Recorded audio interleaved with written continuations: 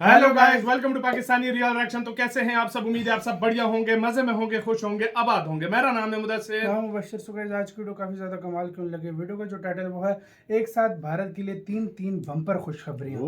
तो भाई साहब तीन बम्पर खुशखबरियां भारत के लिए एक साथ आ गई हैं एक साथ। पहले देखते हैं क्या है, बाकी बातें करेंगे भाई आखिर पे। दिन वाली शो का वीडियो है, इनकी वीडियो का लिंक मुझे डिस्क्रिप्शन में। यार कौन सा दिन है जिस दिन भारत ने खुशखबरी न सुनी हो, क्योंकि इतना ज्यादा भाई मतलब खुशखबरियां चलती हैं। सही बात है। तो भाई जल्दी से काउंटडाउन करते हैं, 3, 2, 1 एंड स्टार्ट। एक नहीं दो नहीं बल्कि पूरी तीन तीन खुशखबरी भारत के लिए आ चुकी है। और ये खुशखबरी है आर्थिक मोर्चे से, जिसमें से पहली आप अपनी स्क्रीन पर देख सकते हैं, रिपोर्ट निकलकर सामने आई है जिसमें बताया गया है कि भारत, ब्राजील और मैक्सिको जैसे देशों ने अपने अपने महाद्वीपों में चीन के एक्सपोर्ट खा लिए हैं। जी हां, बताया गया है कि भारत ने एशिया में, ब्राजील ने दक्षिण अमेरिका में, जहां पर अर्जेंटीना, चिली जैसे देश हैं, इसके अलावा मैक्सिको ने उत्तरी अमेरिका में, जहां पर United states of America, Canada जैसे देश हैं, यहां पर चीन के जो एक्सपोर्ट हुआ करते थे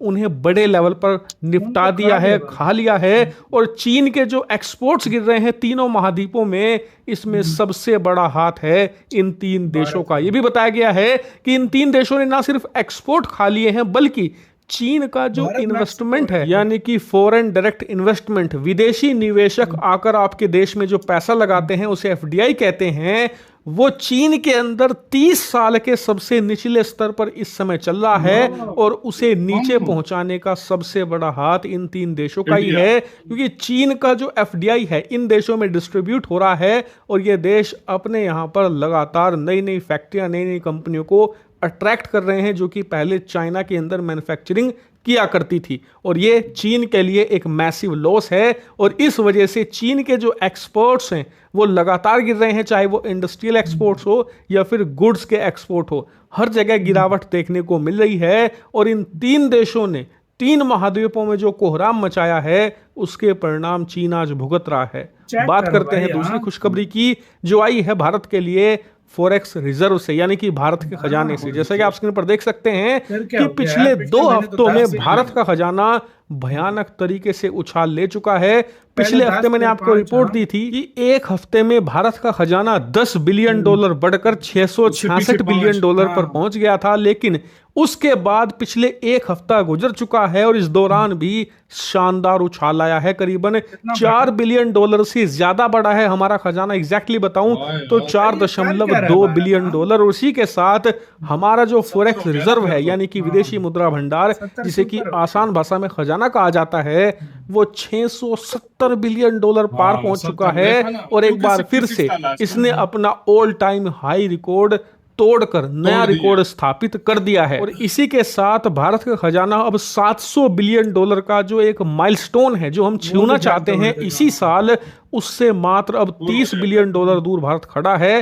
अगर जिस प्रकार पिछले 2 हफ्तों में हमने उछाल दर्ज करी है करीबन $14 बिलियन की, इसी लेवल पर हम बढ़ते हैं तो एक महीने में हम इस माइलस्टोन को छू सकते हैं, यानी कि इस साल से बहुत पहले। लेकिन अगर हम $4 बिलियन भी ऐड करते जाएं तो भी हम अपना टारगेट इसी साल अचीव कर डालेंगे। और ये भारत के लिए डबल खुशखबरी के तौर पर देखी जा रही है, क्योंकि जैसे जैसे भारत का खजाना बढ़ रहा है वैसे वैसे जो विदेशी निवेशक हैं उनमें भारतीय अर्थव्यवस्था को लेकर जो कॉन्फिडेंस है वो भी इंक्रीज हो रहा है। और इसके अलावा ये भारतीय अर्थव्यवस्था के लिए एक बूस्टर की तरह भी काम करता है। आपको याद होगा पिछले 4 सालों में जब जब भारतीय अर्थव्यवस्था थोड़ी डगमगाई है, हमने अपनी अर्थव्यवस्था में इस फॉरेक्स रिजर्व नाम के, यानी कि खजाने नाम के इंजेक्शन को लगाकर फिर से इसे बूस्ट दिया है और कभी स्लो डाउन नहीं होने दिया। इसीलिए जैसे भारत का खजाना बड़ा होता जाएगा, भारत की इकोनॉमी का बूस्टर भी विशालकाय होता जाएगा, यानी कि अर्थव्यवस्था को ये और रफ्तार देगा।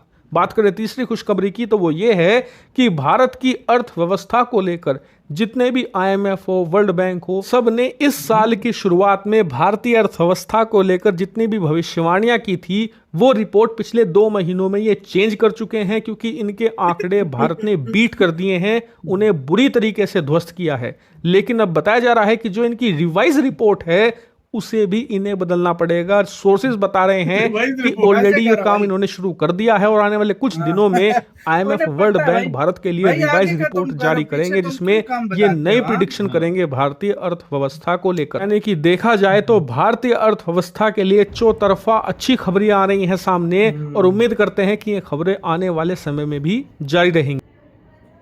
इसी के साथ दो यार वीडियो खत्म। तो भाई साहब ये सीन है, मतलब तीन तीन खुशखबरियां, इंडिया की जो 10 की 10 उंगलियां हैं वो हुई है इस बार देसी घी में। देसी घी में, सही बात है, देसी घी के अंदर सही है। बात है। जी यार हो क्या रहा है यार, सीरियसली मैं खुद हैरान पहले हूं। तो देखो हाँ 3 हफ्तों में तीन हफ्तों में $19 बिलियन बढ़ा है, फॉरेक्स रिजर्व बढ़ा, यानी 20 बिलियन कह लो, 20 बिलियन कर लो। 3 हफ्तों में, यानी 21 दिनों में आप अगर आसान यही भाषा उछाल में रहा है तो $700 बिलियन एक महीने बाद पार।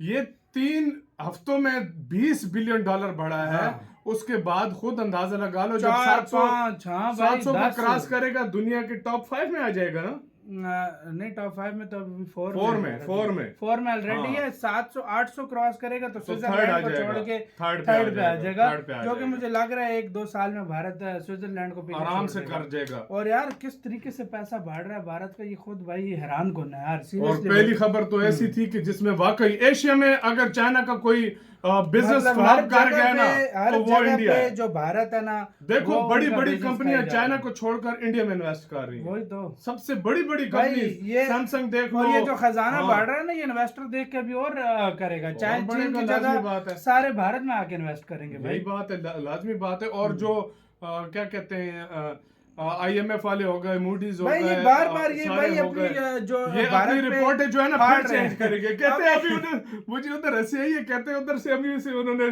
रिवाइज करना स्टार्ट कर दिया है, भाई अभी से मैं चेंज करना हैरान स्टार्ट उन कर पे हूँ दिया। भाई। चलो और मुल्कों के लिए तुम लिखो, कम तर बेशक तुम लिखो, कोई मसला नहीं है। इंडिया भारत के के लिए लिए नहीं, कम ना लिखा करो, क्योंकि तुम्हें वही अपनी रिपोर्टें फाड़नी फाड़नी बाद पड़ती में। है। अभी तो हाँ। अभी तुमने देखा होगा काफी टाइम से वो मूडीज हो गया, IMF हो गया, इन्होंने रिपोर्ट ही नहीं की, उनको पता है चेंज करनी और पड़ेगी। वर्ल्ड बैंक का तो पिछले महीने 2 महीने पहले हमने सुना था, उसने उसने कहा था 2027 तक, उसने कहा 2027 तक मैं प्रेडिक्ट नहीं करता, 7.5 की देकर बस वो कहता उसने है कहा मैं नहीं बस करता। इससे उसने ऊपर ऊपर करेगा, उसने नीचे तो नहीं करेगा। प्रेडिक्शन ही छोड़ दी। भारत के अनप्रेडिक्टेबल है यार, मतलब एक ऐसा दिन आएगा कि बाकी जितने वो भी प्रेडिक्ट करना छोड़ देंगे। क्या ये बात है यार? भाई अनप्रेडिक्टेबल है, मतलब इसको प्रेडिक्ट ही नहीं कर पा रहे वो। देखो जब कि कोरोना कितना खत्म बार- हुआ था, हाँ, 12% की स्पीड से इंडिया चला गया था, -23 एक फिस्कल और ईयर 12 पे के चला हुए गया थे। था। ये फिर यही हाल होगा। तो अब देखो फिर से वही हो रहा है। बिल्कुल। कितना मतलब बुरा हाल देखा। ये तो युद्ध, ये कंट्रीज देखो खुश हो रहे थे भाई कि हाँ। भारत गया, मतलब अभी ये अब नहीं उभर पाएगा भारत। लेकिन कोरोना देखो भाई, स्टार्ट हुआ, फिर युद्ध स्टार्ट हो गए। अगर ये युद्ध ना होते ना तो शायद इससे भी ज्यादा हो जाता। सही बात है, सही बात है। आपका गाइस इसके ऊपर क्या कहना है,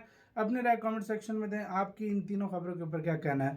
तो अपना बहुत बहुत ज्यादा गाइस ख्याल रखिएगा। तो यार भाई